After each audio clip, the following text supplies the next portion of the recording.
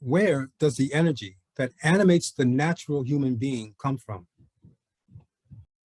Why is it that despite the lack of true perspective, human beings persist in our insatiable quest to obtain eternal values in a temporal world?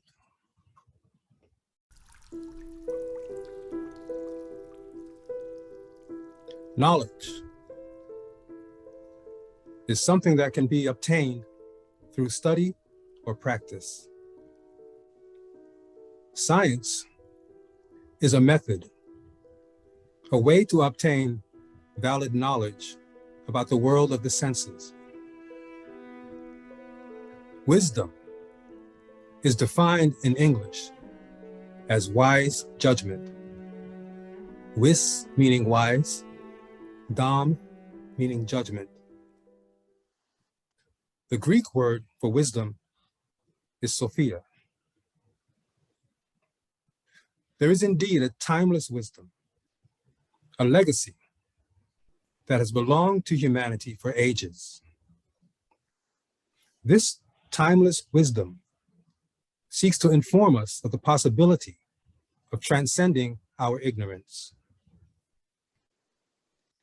This wisdom, the Sophia, is always preceded by a primary current, that of knowledge, the pistis. When the Sophia is revealed in us, it is accompanied by emanations of divine forces, which have as their anchor point in the very essence of the human being. For thousands and thousands of years, this anchor point has been called the lotus, the spirit spark, the divine seed, the monad, the philosopher's stone, and so forth. It is through this wisdom, the Sophia, that we are able to arrive at enlightenment, which banishes ignorance and is the result of a purification of the cerebrospinal system and the blood. If we can become aware of the spirit spark that links us to eternity, we will come to realize that access to true knowledge, pistis, and true wisdom, Sophia, are nearer to us than hands and feet. Faith, inspiration, and love must be born of this timeless wisdom. And when we speak of faith, we do not speak of mere devotion or the acceptance of dogmas or beliefs. Faith is the basis of inspiration and love. Inspiration is that creative breath that animates human beings, providing us with endless opportunities to recreate ourselves, either for a resurrection or a fall. The human being is almost always engaged in a quest that is oriented towards an attraction to outer perceptions. Very rarely does the human being make the effort to search for that which lies hidden, yet accessible within. Love, as we understand it to be, is a feeling of attraction towards someone or something that is rooted in the emotion of desire. This sort of love can change from one moment to the next, based upon any number of arbitrary conditions. True faith must be an inner knowing, an understanding of things that cannot be seen with the eyes of the flesh, but can be perceived by the eyes of the soul. Faith is a radiation, a pure immaterial vibration, which has a corresponding nucleus within the center of our microcosm. This central nucleus is positioned in the general location of the human heart. The School of the Golden Rosy Cross refers to this tiny atomic nucleus as the spirit spark atom, or divine spark. With this true faith as a solid foundation, a true inspiration can be born. A real creative breath, a divine decree from the universal spirit of the all can be inhaled into the microcosm, the human life system. As a result of the attraction between the radiation of true faith, the divine nucleus, and the inhalation of the creative breath, the universal spirit, true love pours into the human life system. This love cleanses the entire being like a purifying divine fire.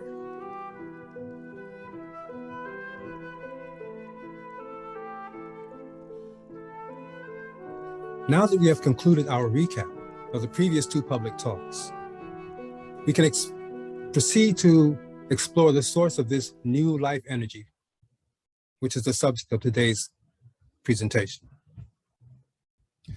And we'll begin by asking the question, where does the energy that animates the natural human being come from? It originates almost entirely from the physical world. The character of all experiences in this nature order can be summarized as follows. Everything passes, nothing is lasting. All created things have a beginning, a middle, and an end. All created things are subject to limitations imposed by time and space. Even efforts to achieve moral and spiritual elevation, such as the search for wisdom and enlightenment, the practices of faith and love, encounter the same limitations. The outcome of all the efforts made to achieve spiritual and moral elevation will always be uncertain as long as those efforts rest upon the natural foundations of this world of time and space. There must be a way out of this impasse. Why is it that despite the lack of true perspective, human beings persist in our insatiable quest to obtain eternal values in a temporal world? This relentless pursuit of the enlightened state can be explained by a fundamental reversal that has been mentioned throughout all eras by all spiritual traditions. There is in every human being a germ, a seed, that cannot be explained by the nature of this world. This germ vibrates weakly in the heart of the human being. It is the last remnant of the original divine human being. Every vibration of this universal seed serves as a soundless call. This silent voice ceaselessly attempts to remind us of our forgotten high origins and of our future glory. The human life system, the microcosm, is linked to an inexhaustible source of vital and astral energies. As human personalities, we are dual beings, part physical, part divine. We are mortal, biological beings that bear within us an immortal seed of eternity. To be a bearer of this immortal atomic nucleus is to possess a pure, genuine, holographic spark of the universal spirit. Did you know that the universal spirit is birthless and deathless? That it draws its source from the unknowable all? That it is not hindered by time and space and has the capacity for unlimited deployment? Such questions can lead us to understand why our predecessors said, man Know yourself, and you will know nature and the gods. Self-knowledge is the first step on the path that leads to the expansion and liberation of our consciousness, the path of return. Throughout the ages, all bona fide spiritual schools have based their teachings on two core principles. First, the principle of self-knowledge, through which we are introduced to the fact that the human being is a small world order, a microcosmos, whose entire being can be understood by noting how it corresponds to the solar system in particular and to the universe in general. As above, so below. Secondly, the principle that upholds the existence of two separate and distinct states of consciousness. One state of consciousness, what we call the personality consciousness, enables us to process and interpret a certain range of vibrations as physical reality. Our personality consciousness perceives physical reality as being composed of two parts, a material sphere and its invisible reflection, the so-called heaven worlds. We call this invisible part of physical reality the reflection sphere. The personality consciousness is a restrictive state of consciousness that is limited in its field of perception by its focus on I-centeredness, temporality, conflict, and the paralyzing fear of death, so-called. The spiritual schools also reveal to the seeker the existence of a second state of consciousness, one that is able to perceive a reality that is not visible to the physical senses.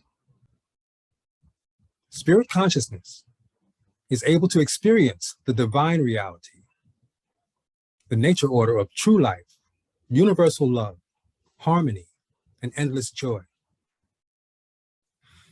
The existence of this divine reality can only be perceived by a consciousness that has been completely purified by the radiations of the divine spirit spark, the atomic nucleus of the human being. Now, it should be noted that these domains, physical and divine, are not actually separate from one another. Both realms exist in the same space, as it were, in the here and now. It is the state of consciousness of the human being that can prevent him or her from perceiving this divine reality. These two principles are embedded within the very essence of the human being, and they constantly prod the human being to search for the perfection of the divine kingdom. They instill a sense of permanent dissatisfaction in the human being and spur a desire to change his or her life in pursuit of perfection. What is the root cause of this dissatisfaction? Persistent dissatisfaction exists because human research is speculative, incomplete, and unfulfilling. And this is mostly due to the orientation that guides our research. It is an orientation that is very often focused outside of ourselves. And this misguided orientation is a result of the great ignorance that we experience due to lack of true knowledge and true wisdom. That which we perceive to be outside of ourselves is an illusion. Physical reality is merely the interplay of a vast number of energies vibrating at different frequencies. Our five senses report these vibrations to our consciousness, which then processes the data and uses the resulting output to project to us the physical world. As human personalities, we tend to place ourselves at the center of everything, the world the universe, eternity. We try to possess things in this world that cannot be possessed because they're only temporary in nature. This is what brings us frustration and dissatisfaction.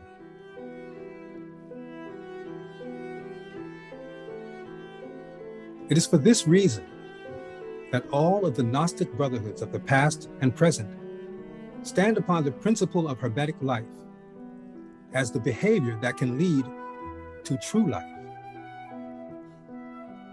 The essence of this principle is to receive everything, release everything, and thereby renew everything.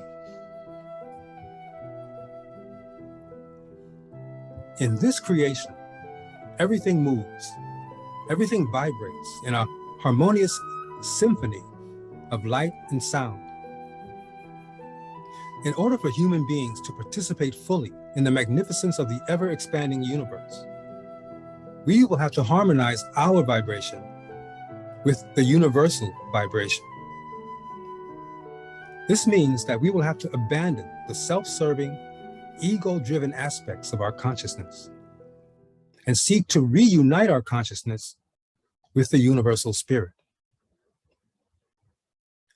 In order to achieve this, a new source of energy is needed.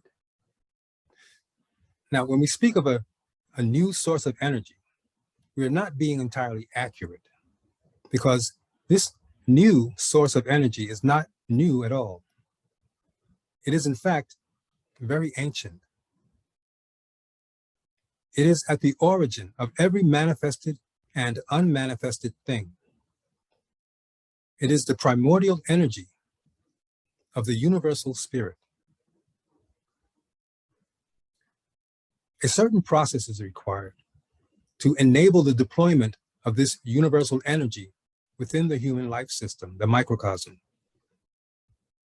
This process of transformation involves a purification of the microcosm and the birth of a new consciousness.